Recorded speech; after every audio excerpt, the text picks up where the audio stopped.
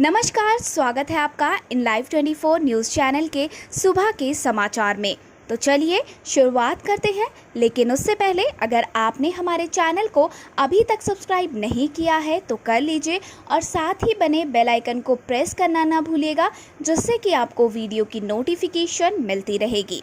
तो चलिए वापस आते हैं अपनी इस वीडियो में और आपको बताते हैं देश और विदेश से जुड़ी बड़ी खबरें।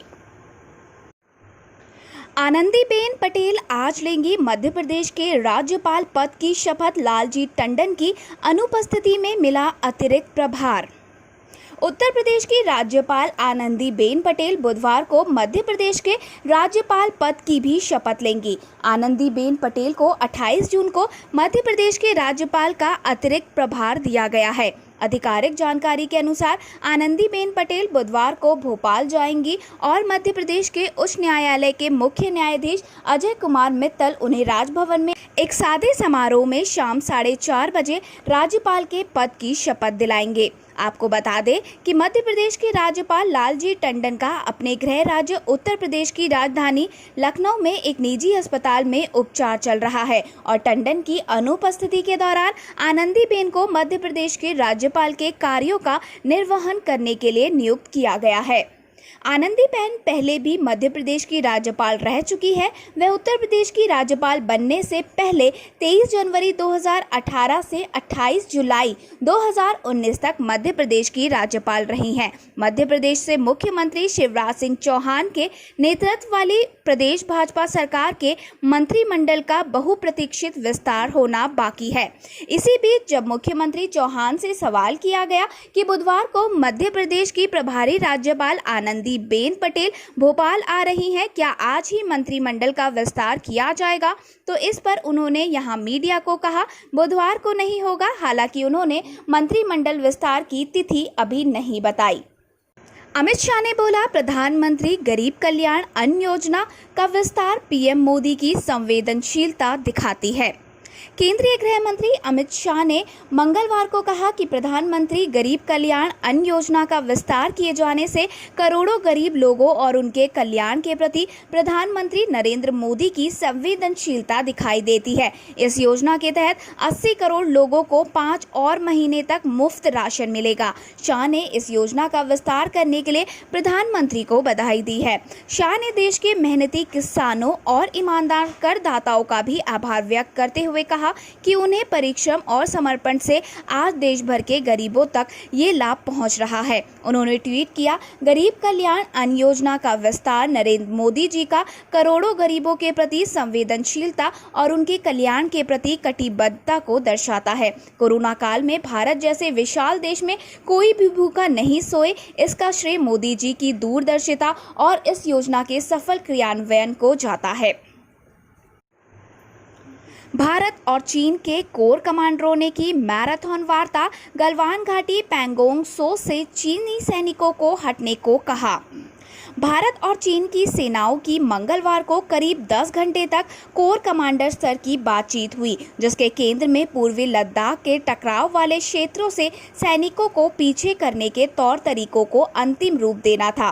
सरकारी सूत्रों ने ये जानकारी दी। उन्होंने बताया कि बैठक के दौरान प्रतिनिधि मंडल ने इलाके में चीन के नए दावे पर चिंता जताई है और पुरानी स्थिति बहाल करने और तत्काल चीनी सैनिकों को गलवान घाटी, पैंगोंग त्सो और अन्य इलाकों से वापस बुलाने की मांग भी की है। सरकारी सूत्रों ने बताया कि वार्ता पूर्वी लद्दाख में वास्तविक नियंत्रण रेखा के पास चुशूल सेक्टर में भारत की तरफ से हुई। बैठक सुबह 11 बजे शुरू हुई और रात 9 बजे तक चलती रही।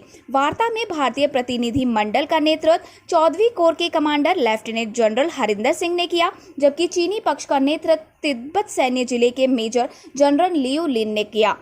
सूत्रों ने बताया कि भारतीय पक्ष ने सीमा से जुड़े मुद्दों के समाधान के दोनों देशों के बीच हुए समझौते के प्रावधानों का कड़ाई से पालन करने पर जोर दिया है।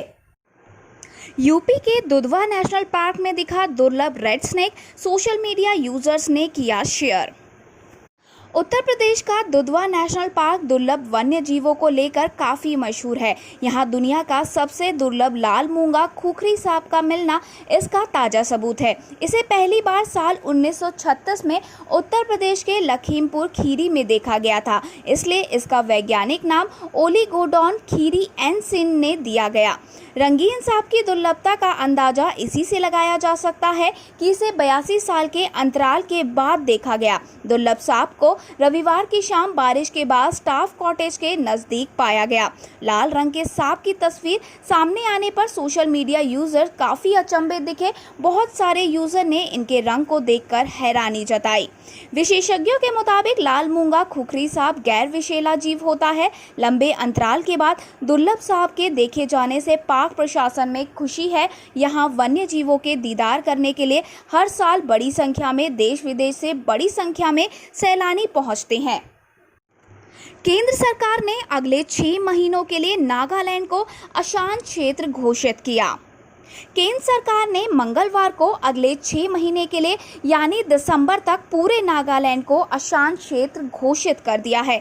एक अधिसूचना में गृह मंत्रालय ने कहा कि केंद्र सरकार की राय है कि पूरे नागालैंड में परिस्थितियां इतनी परेशान करने वाली और खतरनाक स्थिति में है कि आम जनमानस की मदद एवं सुरक्षा के लिए सशस्त्र बलों की सहायता की आवश्यकता है।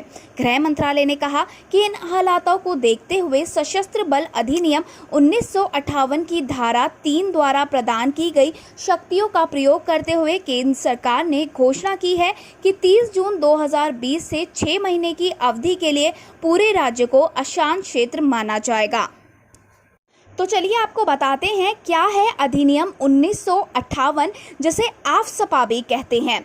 भारतीय संसद ने अफसपा यानी armed force special power act 1958 को लागू किया है। ये एक फौजी कानून है जिसे अशांत क्षेत्र में लागू किया जाता है। ये कानून सुरक्षा बलों और सेना को कुछ विशेष अधिकार देता है। अफसपा को 1 सितंबर 1958 को असम, मणिपुर, त्रिपुरा, मेघालय, अरुणाचल प्रदेश, मिजोरम और नागालैंड सहित भारत के उत्तर पूर्व में लागू किया गया था। टिकटॉक समेत 59 ऐप्स पर प्रतिबंध से चीन हुआ नाराज, कहा नुकसान होगा और ये भारतीय पक्ष के हित में नहीं। भारत सरकार ने चीन की 59 ऐप्स पर प्रतिबंध लगा दिया था। इस 59 ऐप्स में टिकटॉक, यूजी ब्राउज़र समेत कई पॉपुलर ऐप्स शामिल हैं। अब इसको लेकर चीन ने नाराजगी जताई है। भारत में चीनी दूतावास के प्रवक्ता ने केंद्र की नरेंद्र मोदी सरकार के इस फैसले पर नाराजगी जाहिर की है। भारत में चीनी दूतावास के प्रवक्ता जीरोंग ने कहा, चीनी पक्ष गंभीरता से इस मुद्दे को लेकर चिंतित है और इस तरह की कार्रवाई का दृढ़ता से विरोध करता है।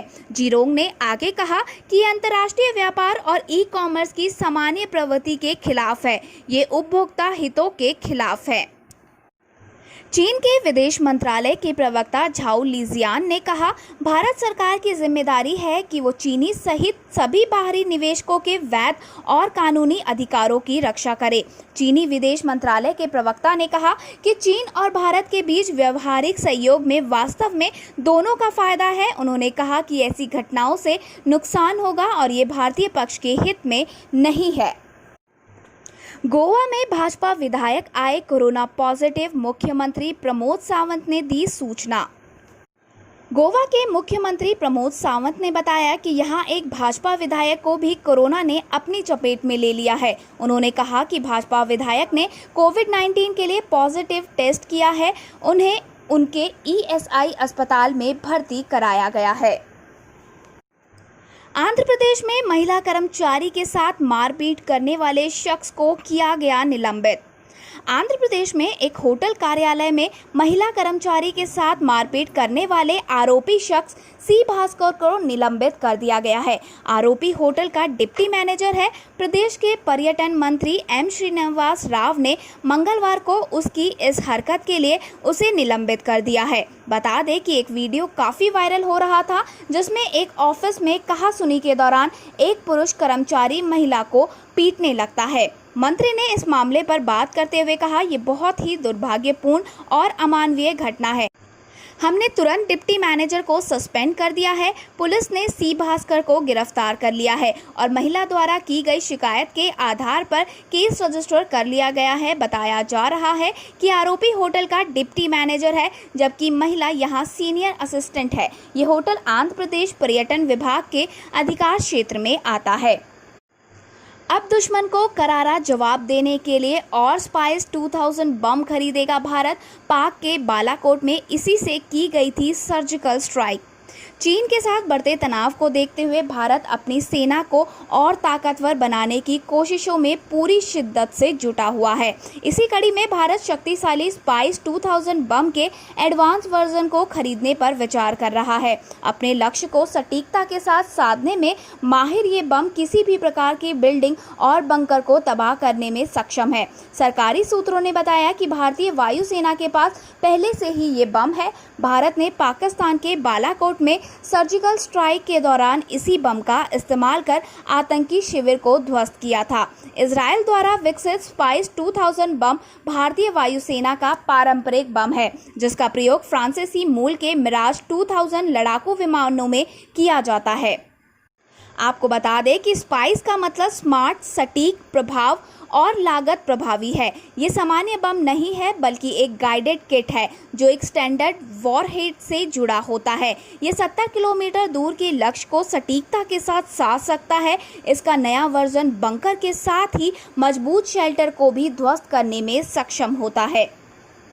इसके साथ इसकी खासियत ये भी है कि ये बम खुद ही अपने पथ को बदलने में भी सक्षम है। इस स्मार्ट बम के शीर्ष पर एक कैमरा लगा होता है जो लक्ष्य को साधने में मदद करता है। स्पाइस 2000 बम 2 वर्जन में आता है। एक में 1000 किलोग्राम का वॉरहेड होता है, जबकि दूसरे में 500 किलोग्राम का। इस बम में एक चिप के माध्यम से लक्ष्य से संबंधित डाटा को लोड किया जाता है, जिसके बाद बम को लड़ाकू विमान में फिट कर दिया जाता है। इसके बाद जब विमान लक्ष्य से एक पूर्व निर्धारित दूरी और ऊंचाई पर पहुंच जाता है तो वो इस स्मार्ट बम को दाग देता है। इसके बाद बम में मौजूद ऑन बोर्ड कंप्यूटर इसे पूर्व निर्धारित लक्ष्य की दिशा में आगे बढ़ाता है।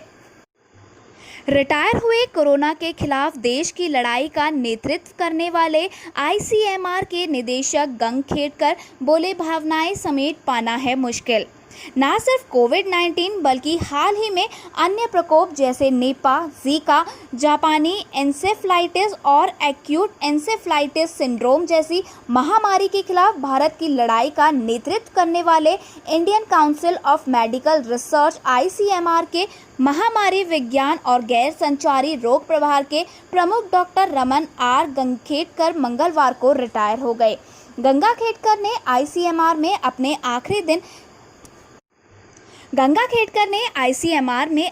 आखिरी दिनों की बातचीत की। उन्होंने कहा कि जब आप 36 वर्षों से किसी संगठन से जुड़े हों तो भावनाओं को समेटना मुश्किल होता है। मैं 1984 में ICMR में शामिल हो गया था। ये वास्तव में एक लंबा जुड़ाव है और इन सभी वर्षों के दौरान मुझे कुछ महत्वपूर्ण परियोजनाओं का हिस्सा बनने का अवसर मिला, खासकर HIV/AIDS के क्षेत्र में, जो कि मेरे विशेषज्ञता का क्षेत्र था। बिहार में बाढ़ का डर, बागमती और कमला लाल निशान से ऊपर। मुजफ्फरपुर, दरभंगा के कई गांव। बिहार में बाढ़ का डर, बागमती और कमला लाल निशान के ऊपर। मुजफ्फरपुर, दरभंगा के कई गांव पानी से घिरे। 2 दिनों से रुक रुक कर हो रही बारिश के बीच उत्तर बिहार की कई नदियां लाल निशान से ऊपर बह रही हो तो कई खतरे के निशान को छूने को बेताब है। मंगलवार को मधुबनी में कमला खतरे के निशान से 50 सेंटीमीटर ऊपर रही। बागमती बेनीबाद में लाल निशान से 39 सेंटीमीटर ऊपर रही। वहीं जयनगर लदनिया के बीच NH 104 के डायवर्जन पर एक दिन पहले चढ़ा बारिश का पानी अभी उतरा नहीं है। आवागमन बाधित है। मुजफ्फरपुर व दरभंगा के कई गांव पानी से अभी घिरे हुए हैं। शेखर सुमन का दावा, कहा सुशांत सिंह राजपूत ने 50 सिम कार्ड बदले, कोई शायद धमकी दे रहा था। बॉलीवुड एक्टर सुशांत सिंह राजपूत की मौत के बाद से ही शेखर सुमन CBI जांच की बात कर रहे हैं। कई लोगों का कहना है कि सुशांत के सुसाइड के पीछे गहरा राज छिपा हुआ है। हाल ही में शेखर सुशांत के पिता से मिलने पटना भी पहुंचे। इसके बाद उन्होंने प्रेस कॉन्फ्रेंस कर कई सवाल उठाए। सुशांत के गले पर निशान, उनका सुसाइड नोट ना छोड़ना, कई सवाल है जो शक के घेरे में है। और अब शेखर सुमन का कहना है कि कुछ ही महीनों के भीतर सुशांत ने करीब 50 सिम कार्ड बदले थे। प्रेस कॉन्फ्रेंस में शेखर सुमन ने कहा कि घर पर कोई सुसाइड नोट नहीं मिला है। अगर सुसाइड नोट होता तो ये ओपन और शट केस हो जाता, उसी वक्त ये केस खत्म भी हो जाता। सुसाइड नोट नहीं छोड़ा है तो ऐसे में कई सवाल सामने आ रहे हैं और वो ये हैं कि जो लड़का रात को पार्टी कर रहा था, जो सुबह उठकर प्ले स्टेशन पर था, जो एक ग्लास जूस मांगता है आकर बैठा है, उसके मन में अचानक ऐसी क्या बात आई कि उसने कहा चलो अब उठते हैं और सुसाइड करते हैं। शेखर ने कहा कि ऐसी कौन सी वजह होगी जो सुशांत ने कुछ ही महीनों के भीतर 50 सिम कार्ड बदल डाले। एक एक्टर तभी सिम कार्ड बदलता है जब उसे किसी का डर होता है या खतरा लग रहा होता है या फिर उसे कोई धमकी दे रहा होता है। वहीं शेखर सुशांत के गले पर मौजूद निशान को लेकर बताते हैं कि अगर उसने कुर्ते से फांसी लगाई तो गले पर निशान ज़्यादा बड़ा होता। टिकटॉक बैन होने के बाद शिल्पा शेट्टी हुई ट्विटर पर ट्रोल। यूजर्स बोले टाइम पास बंद हो गया। भारत चीन के बॉर्डर पर चल रहे विवाद के कारण सरकार ने करीब 59 चाइनीज ऐप बैन कर दी है। इसमें टिकटॉक से लेकर यूसी ब्राउजर, वीचैट, शेयरिट, शीन जैसे ऐप शामिल है। इसी बीच शिल्पा शेट्टी भी सुर्खियों में आ गई है। दरअसल शिल्पा शेट्टी को यूजर्स ट्विटर पर ट्रोल कर रहे हैं। शिल्पा शेट्टी एक ऐसी सेलिब्रिटी थी जो टिकटॉक वीडियोस बनाकर सोशल मीडिया पर पोस्ट करती थी। फैंस का भी उनके वीडियो से मनोरंजन होता था। शिल्पा के टिकटॉक पर करीब 15 मिलियन फॉलोअर्स थे। अब क्योंकि सरकार ने टिकटॉक जैसे चाइनीज ऐप्स को बैन कर दिया है तो शिल्पा शेट्टी को ट्रोल किया जा रहा है। ट्विटर पर #टिकटॉक बैन और #RIP टिकटॉक ट्रेंड कर रहा है। यूजर्स लिख रहे हैं कि अब शिल्पा शेट्टी का क्या होगा, उनकी चिंता हो रही है। एक और यूजर्स लिखते हैं कि शिल्पा शेट्टी, रितेश देशमुख और कई सेलेब्स जॉबलेस हो गए हैं जब से टिकटॉक बैन हो गया। चीनी प्रायोजकों से नाता तोड़े IPL किंग्स 11 पंजाब के सह मालिक ने दिया बयान। किंग्स 11 पंजाब के सह मालिक नेस वाडिया ने इस महीने की शुरुआत में पूर्वी लद्दाख में भारत और चीन के बीच बढ़ते तनाव के कारण मंगलवार को IPL में चीन की कंपनियों के प्रायोजकों को धीरे धीरे खत्म करने की मांग की है। गलवान घाटी में 15 जून को 20 भारतीय सैनिकों की मौत के बाद चीन के उत्पादों के बहिष्कार की मांग लगातार जोर पकड़ रही है। चीन ने हालांकि अब तक अपने सैनिकों के मारे जाने की जानकारी शेयर करने से इनकार किया है। इस घटना के बाद BCCI को चीन की कंपनियों द्वारा प्रायोजक की समीक्षा के लिए IPL संचालन परिषद की बैठक बुलानी पड़ी, लेकिन ये बैठक अब तक नहीं हो पाई है। वहीं भारत ने सोमवार को चीन के 59 ऐप को प्रतिबंध कर दिया है। झारखंड में सब्जी बेचने को मजबूर थी एथलीट गीता कुमारी, CM सोरेन ने की मदद।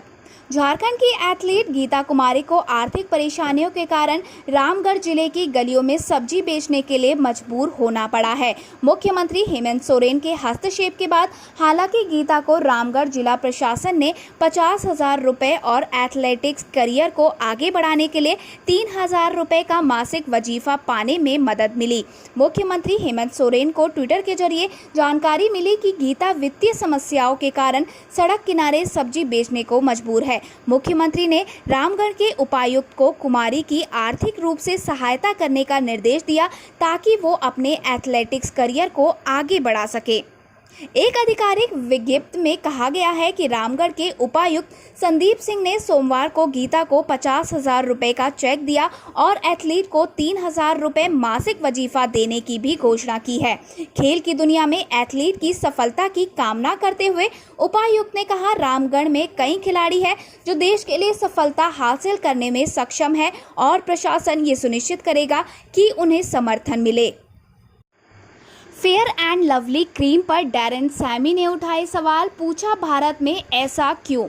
वेस्टइंडीज के पूर्व कप्तान डैरेन सैमी आजकल अपनी त्वचा के रंग के आधार पर नस्लवाद और लोगों के भेदभाव के मुद्दे पर काफ़ी मुखर रहे हैं। सैमी ने ये सवाल करते हुए कहा कि भारत विविध संस्कृतियों का देश होने के बावजूद वहाँ फेयर एंड लवली के नाम से एक क्रीम है। 36 वर्षीय ने मंगलवार को कहा कि ये स्पष्ट रूप से नस्लवाद की तरफ इशारा करता है। आपका विज्ञापन फेयर एंड लवली कहता है कि प्यारे लोग गोरे लोग हैं। सैमी ने एक इंटरव्यू में आउटलुक के हवाले से कहा, इसी के लिए है ये नस्लवाद पर संकेत देता है।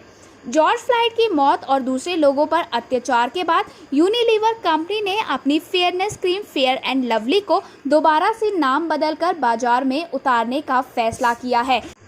यूनिलीवर कंपनी के सुंदरता एवं व्यक्तिगत देखभाल प्रभाग के अध्यक्ष सनी जैन ने एक प्रेस विज्ञप्ति में कहा कि हम पहचानते हैं कि फेयर, सफ़ेद या लाइट जैसे शब्दों का इस्तेमाल सुंदरता को दर्शाने के लिए किया जाता रहा है, लेकिन हम ऐसा नहीं मानते, इसलिए हम इसे बदलना चाहते हैं। आपको बता दें कि सैमी ने हाल ही में अपनी आईपीएल टीम सनराइजर्स हैदराबाद के कुछ अपने साथी खिलाड़ियों पर ये आरोप लगाया था कि वो सैमी को कालू कहकर बुलाते हैं। इसमें टीम इंडिया के तेज गेंदबाज ईशांत शर्मा का भी नाम शामिल था। ऐसे में शमी ने अब इस पर भी अपना बयान दिया है।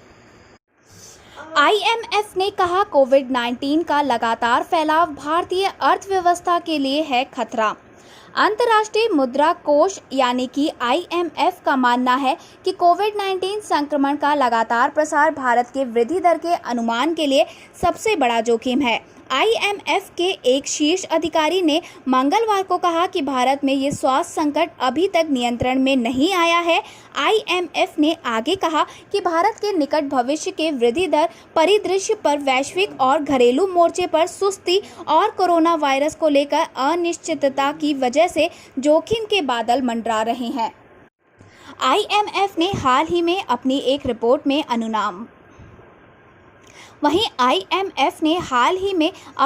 रिपोर्ट में अनुमान लगाया है कि 2020 में भारतीय अर्थव्यवस्था में 4.5% की गिरावट आ जाएगी।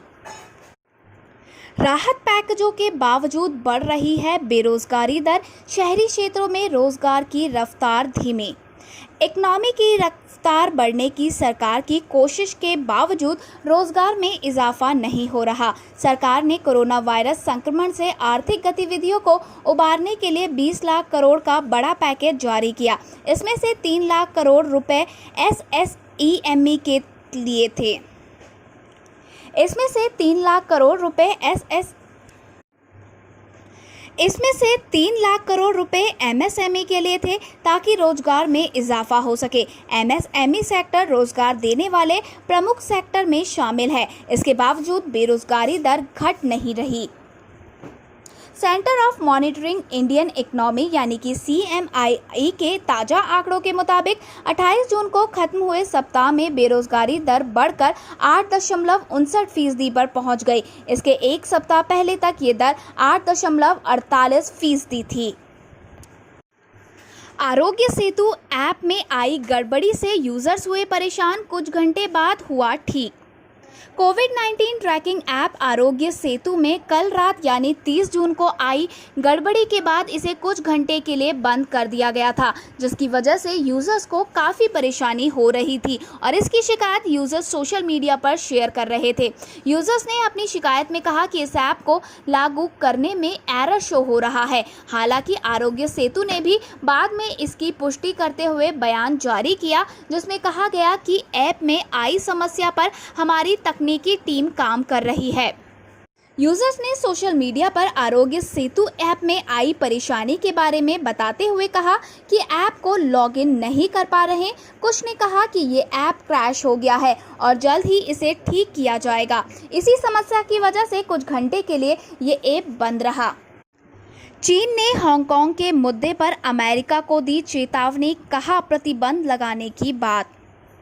चीन ने कल यानी मंगलवार को अमेरिका को नए हांगकांग सुरक्षा कानून को लेकर उस पर प्रतिबंध लगाने के खिलाफ चेतावनी दी और कहा कि बीजिंग अपने आवश्यक जवाबों उपायों के साथ पूरी तरह तैयार है। ईरान की राजधानी तेहरान के एक क्लिनिकल में भीषण धमाका। ईरान की राजधानी तेहरान के एक क्लिनिक में भीषण धमाका, 19 लोगों की हुई मौत। ईरान की राजधानी तेहरान से विस्फोट की खबर आ रही है।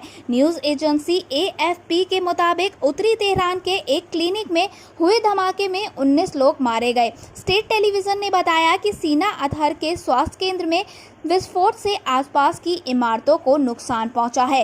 तेहरान के अग्निशमन विभाग के प्रवक्ता जलाल मालिकी ने भी न्यूज़ एजेंसी को बताया कि दमकल कर्मियों ने 6 और लोगों को बरामद किया, जिनकी लगभग 2 घंटे बाद धमाके से मौत हो गई थी। मृतकों में से 15 महिलाएं थीं।